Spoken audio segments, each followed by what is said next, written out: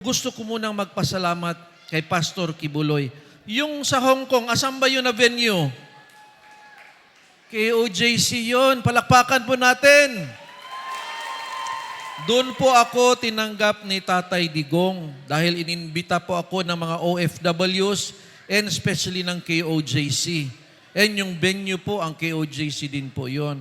So talagang ang laki ng utang loob ko kay Pastor Kibuloy. Dahil doon, ako po ina-absorb sa PDP Laban.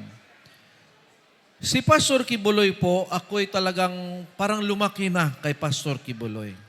Hindi man talaga ako regular na nag-a-attend sa Kingdom, pero sa TV po, parati.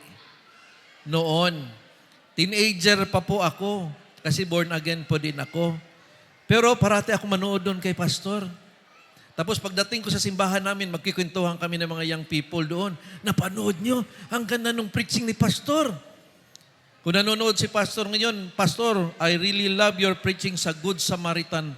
Ang ganda ng preaching. Hanggang ngayon, hindi ko makalimutan ang preaching ni Pastor. Ibig sabihin, ako po'y na-shape sa mga preachings din ni Pastor Kibuloy.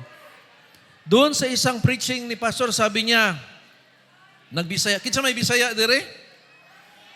Oh. Ningon siya, magbisaya sa ako, ingon siya. Sa una kaniron kasagbutan, moabot ang panahon mahimo ning syudad. Ibig sabihin yung labas po ng simbahan ninyo, ano lang po 'yun? Grass lang po 'yun. Damuhan. Pero sabi niya darating ang panahon magiging syudad.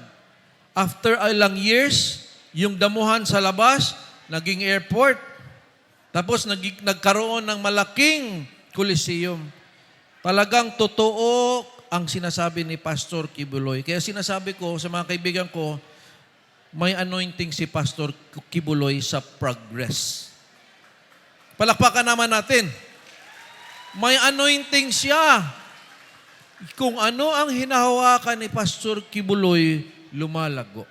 Amen ba? Kaya huwag niyong kalimutan, number 53 sa balota.